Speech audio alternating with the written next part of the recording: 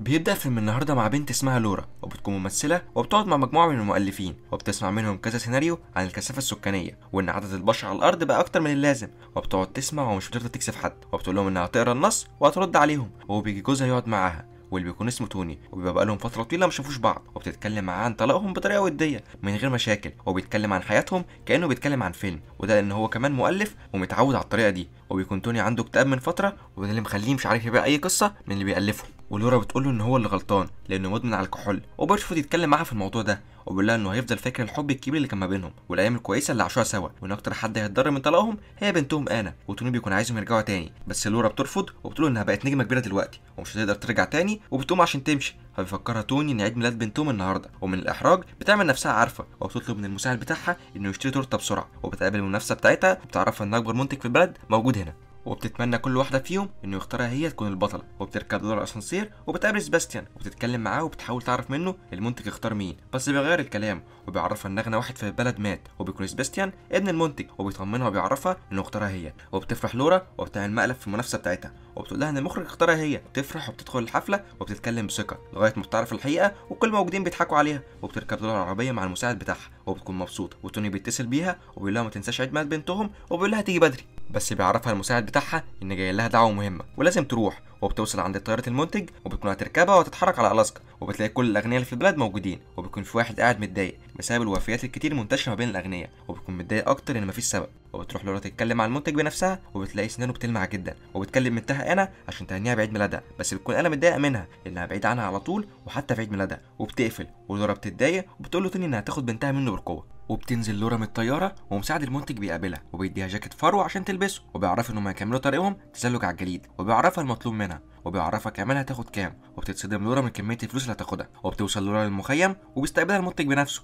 وبيعرفها انه من اوائل الناس اللي عاشوا هنا، وان هو اللي بنى المخيم، وانه ملك الذهب، وبيعرفها انه مش بيحب الكسل، وانه بيؤمن بالمساواه والشغل حتى في الجو التلج ده، وان اللي بيشتغل معاه فتره وبيتاكد انه مجتهد ومش كسول بيديله جزء من ثروته، وبيدخلوا جوه وبيتكلم مع المنتج لوحدهم، وبيعرفها ان في مزاد كبير هيتعمل والمطلوب منها تقدمه بطريقه شيك وتخلي الناس يزايدوا بفلوس كتير، وبيعرفها انه بيفكر يعلن عن مشروع مهم جدا في المزاد، وبتركب الطياره تاني يوم عشان ترجع للندن، وبيركب معاها راجل مهم جدا على الطياره، وبيعرفها انه كان رايح على صقليه عشان يشوف خيام اللاجئين، وبيتكلم عليهم بطريقه وحشه، وبتوصل على المطار وبتحاول تكلم انا بس مش بترد عليها، وبتعرف من توني انها بايته من امبارح عند صاحبتها، وبتعرف من الاخبار ان العالم في حاله فوضى بعد انتشار مرض مجهول وفي ناس كتير بتموت بس معظمهم اغنياء واصحاب سلطه ونفوذ، وبتخرج من المطار بتلاقي المساعد بتاعها مستنيها وبيسالها الرحله كانت عامله ايه، وبتتحرك على المزاد وبتعرض لورا قطعه نادره جدا معاها، وبترجع للعيله المالكه، ولورا بتشوف تليفونها وبتلاقي انا اتصلت بيها كذا مره، فبتقلق وبترد عليها، وفجاه تسمع صوت صراخ بيكون الراجل اللي لسه شاري لوحه غاليه مات وهو واقف على المسرح، وبتنتشر الاخبار وبيتكلموا عن المرض بيسيب الاغنياء بس ويخلص العالم منهم، وكل الاغنياء بيحاولوا يتخلصوا من الثروه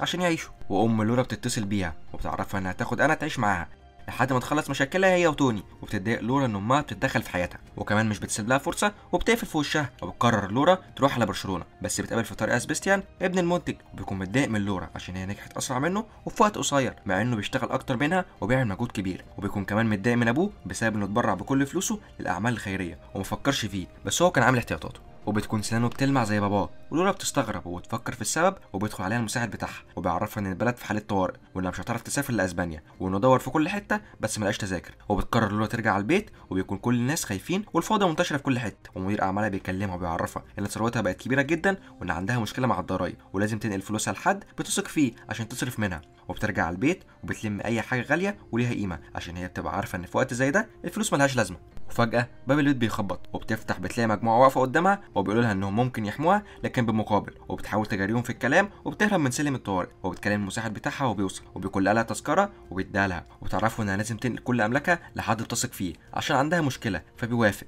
وبتركب له الطياره والناس كلها بتبقى خايفه، وفي واحده بتلاحظ ان الراجل اللي جنبها سنانه بتلمع فبتعرف انه مصاب، ومن الخوف بتقعد تتخانق معاه، وبالغلط باب الطياره بيفتح وبيوقعوا هما الاثنين، وبعد شويه بتوصل الطياره على اسبانيا، ودورا مش بتكون مصدقه انها لسه عايشه، وبتنزل من الطياره بتلاقي توني مستنيها وبتركب مع العربيه وبيتحركوا على القريه اللي فيها ام لورا، بس في الطريق بيقابلوا نقطه تفتيش وبيكشفوا على كل الموجودين عشان لو في حد مصاب، وبيفتشوهم ولو لقوا حد معاه ممتلكات غاليه بيسجنوه، ولورا بتكون خايفه عشان هي معاها شنطه مليانه ذهب، بس قبل ما يجي الدور عليها عشان يفتشوها بتخبط شاحنه كبيره في العربيات الشرطه وبيحصل فوضى، بتستغل لورا اللي بيحصل وبتهرب هي وتوني، وبيكون الوضع خرج عن السيطره والفوضى بتزيد والناس بتبدا تقتل الاغنياء خوف منهم، وبيولعوا في كل القصور والفلل، والحكومات بتبدا تنهار، ولورا بتقدر توصل لبيت امها وبتروحش تتكلم مع امها، وبتنصح امها انها تنسى الشهره وتفضل بنتها وجوزها لان الفلوس خلاص ما بقاش ليها قيمه. وبتتضايق لورا من كلامها وبتقول انها هتقعد بس كام يوم لحد ما الدنيا تهدى، وبتتمشى في القريه وكل اهل القريه بيبصوا لها نظرات غريبه، بس لورا بتتعود على الوضع. وبتقابل واحد كان صاحب ابوها المقرب قبل ما يموت، وبيفتكروا ذكرياتهم وبيعرفها ان المرض بينتشر على حسب الهرم التسلسلي للاغنياء، وفي راجل مجنون بيسمعهم وبيزعق وبيقول الدور كده كده جاي علينا كلنا. وبتروح لورا البيت وبتتكلم مع توني وبتعرفه الحقيقه، وبتعرفه انها بقت غنيه وعندها اصول كتير وانها خايفه لا تكون اتصابت هي كمان وتموت. بس فجاه بيقطعهم صوت عالي من بره، وبيكون اهالي القريه متجمعين وعايزين لورا تمشي لانهم خايفين لا تعديهم، وبيديهم صاحب ابوها القارب بتاعه. وبتقول ام لورا انهم اتحركوا على تنزانيا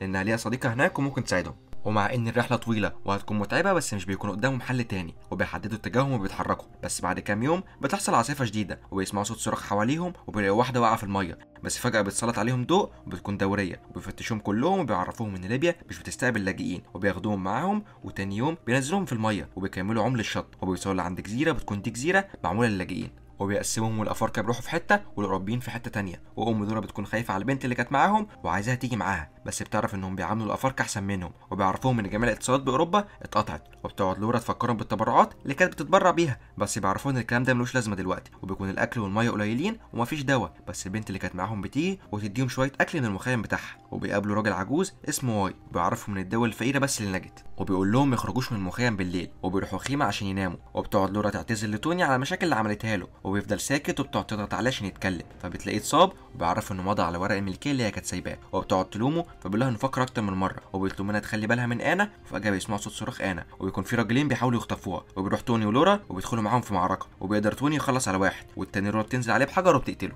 وبياخدوا القارب وبيهربوا. بس في دوريه بتقابلهم والقارب بتاعهم بيتقلب، وبتخاف لورا على انا وبيغمى عليها، وبيوصلوا تاني يوم للشط. واهل البلد مش بيكونوا عايزين يستقبلوا لاجئين، بس بتقدر لورا تدخل بيت، وفي واحده بتساعدها وبتديها لبس، وبتجري على الشط عشان تشوف شحنه اللاجئين، وبتلاقي انا وبتفرح، وبتعرفها انا ان توني وامها ماتوا، وبتزعل عليهم وبتحركوا مع الناجين، وبيوصلوا القريه والناس بترحب بيهم وبيجوا لهم اكل ولبس وبيحتفلوا بيهم وبياخدوا منهم كل الحاجات اللي ليها قيمه، وبتعيش لورا حياه بدائيه وبتزرع وبتغسل وبتصطاد. وفي يوم بتشوف واحده لابسه الساعه بتاعتها، فبتقرر تاخدها منها باي طريقه، وبتمد ايديها وبتشاور على الساعه، تبتسم ليها وسنانها بتنور، ويبان ان هي كمان اتصابت، وبيبان كده ان كل الناس هتتصاب بالمرض والبشريه هتنقرض. وبكده خلص الفيلم. يلا سلام.